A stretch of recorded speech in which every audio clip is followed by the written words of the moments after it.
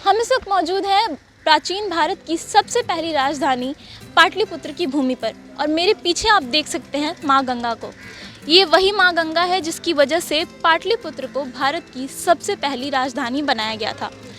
इस गंगा के उस तरफ है दानापुर और दूसरी तरफ पटना सिटी, यानी कि अगर आप पूरे पटना का भ्रमण करना चाहते हैं तो बस आप गंगा नदी का सफ़र कर लें तो पूरे पटना का भ्रमण आप कर लेंगे। दानापुर में हम आपको बता दें कि पहले एक मिलिट्री कैंटोनमेंट हुआ करता था और आज भी वहाँ पर आर्मी बेस है। अंग्रेज़ों के शासनकाल में उन्हीं मिलिट्री के जवानों का इलाज करने के लिए एक अस्पताल का निर्माण कराया जाता है जो कि इसी गंगा के घाट पर बना हुआ है और हम उसी के परिसर में इस वक्त मौजूद हैं। उस अस्पताल को मौजूदा समय में हम आपको बता दें कि PMCH के नाम से जाना जाता है। उस वक्त से लेकर के अभी इस अस्पताल की क्या हालत है, जब बंगाल से बिहार और उड़ीसा को अलग किया गया उस वक्त इसकी क्या दशा हुई और मौजूदा समय में इसकी क्या परिस्थिति है, इन सब बातों पर हम चर्चा करेंगे। इसके बारे में और इसके इतिहास के बारे में आपको विस्तार से बताएंगे। नमस्कार, मेरा नाम जूली है। हमारे इस खास कार्यक्रम अपना धरोहर बिहार में आज हम आपको बताएंगे PMCH के इतिहास और इसके मौजूदा हालात के बारे में।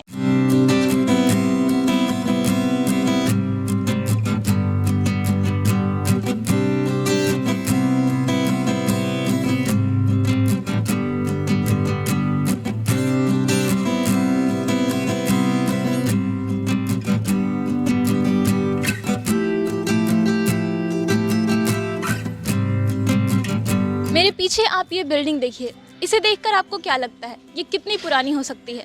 20 साल, 50 साल, 100 साल? दरअसल ये PMCH का साइकाइट्री वार्ड है। वैसे तो PMCH की स्थापना 1925 में ही हुई थी, लेकिन अगर थियोरेटिकली देखा जाए तो इसका इतिहास और भी पुराना है। 23 जून 1874 को यहाँ पर सेना प्रतिष्ठानों के जूनियर सर्जन्स को LMP स्तर की ट्रेनिंग देने के लिए पटना स्कूल ऑफ मेडिसिन की शुरुआत की गई। इसके साथ ही यहाँ पर बिहार और पूर्वी यूपी में सिविल डिस्पेंसरी में कार्यरत लोगों और छात्रों को ट्रेनिंग भी दी जाती थी। आप देख सकते हैं इस बिल्डिंग की खिड़कियाँ आपको कितनी पुरानी लग रही होंगी। इसका जो मॉडल है वो आज के समय की बिल्डिंग्स में आपको नहीं दिखेगा।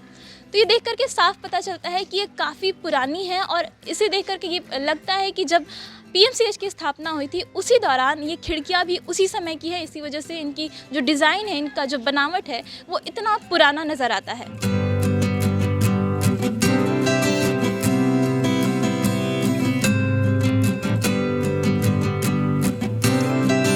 पटना स्कूल ऑफ मेडिसिन के बनने के ठीक एक साल बाद तत्कालीन बंगाल के lieutenant governor sir Richard temple ने उसका नाम बदल करके टेम्पल स्कूल ऑफ मेडिसिन कर दिया। साथ ही इसे मुरादाबाद में शिफ्ट करके मुराद कोठी में इस अस्पताल को चलाया जाने लगा। उसके बाद 1 अप्रैल 1912 में जब बिहार और उड़ीसा को बंगाल से अलग किया गया तब राज्य में एक मेडिकल कॉलेज की ज़रूरत बढ़ गई। इसके लिए बड़े स्तर पर प्लानिंग और फंडिंग की ज़रूरत थी। इसी के मद्देनज़र बिहार सरकार द्वारा चुने गए 18 छात्रों को डिग्री कोर्स और मेडिकल ट्रेनिंग के लिए कलकत्ता भेजकर अस्थायी समाधान निकाला गया। फंडिंग के लिए भी Prince of Wales medical fund के नाम से एक फंडिंग की शुरुआत की गई जिसमें लोगों ने बढ़ चढ़ करके योगदान भी दिया। आप देख सकते हैं इस बिल्डिंग की बनावट, आपको देख करके पता चलेगा कि ये बिल्डिंग हाल फिलहाल में बनाई गई नहीं है। ये बिल्डिंग काफ़ी पुरानी है, सदियों पुरानी हो सकती है। इसकी ईंटें, इसकी खिड़की और इसका जो तमाम इंफ्रास्ट्रक्चर है उसे देख करके आपको ये एहसास तो हो ही गया होगा।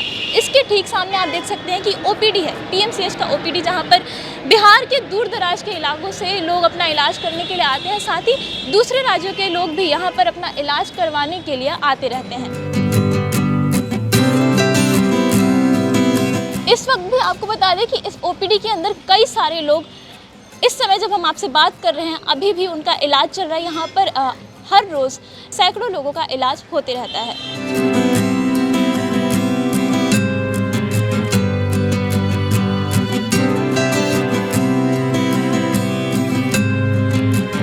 इस प्रोजेक्ट को गति तब मिली जब 1919 में बिहार एक्ट के तहत बाबू गणेश दत्त सिंह को स्थानीय स्वशासन मंत्री बनाया गया। उन्होंने इस प्रोजेक्ट में गंभीर रुचि दिखाई और उनके बिहार आने के 1 साल बाद यानी कि 1920 में दरभंगा के महाराजा ने प्रस्तावित मेडिकल कॉलेज की फंडिंग में 25 लाख रुपए का बड़ा योगदान दिया और वो इसके हाईएस्ट कंट्रीब्यूटर भी रहे।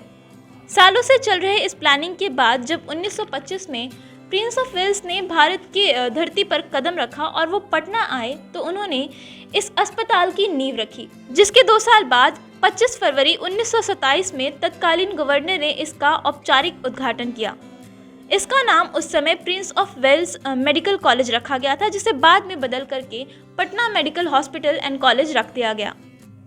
लेकिन आज इस अस्पताल की हालत इतनी दयनीय हो गई है कि यहाँ आने वाले मरीजों को मूलभूत सुविधाएं भी नसीब नहीं है।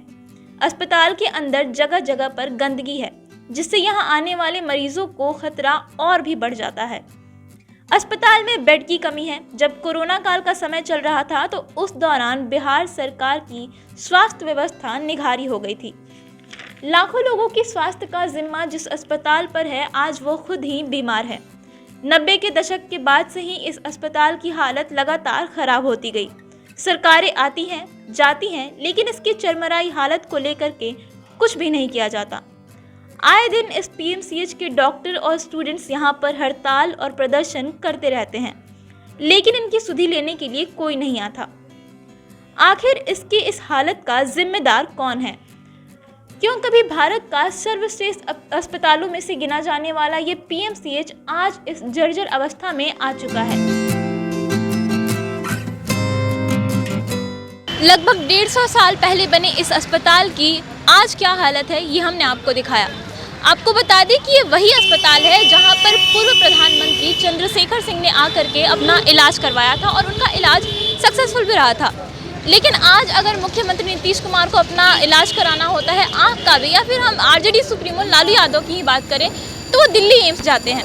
यहाँ तक कि जो आम नागरिक है, जिनके पास पैसा है, उन्हें इलाज की ज़रूरत पड़ती है तो वो पीएमसीएच ना आकर के दूसरे राज्यों में जाते हैं, बड़े अस्पतालों में जा कर के अपना इलाज करवाते हैं।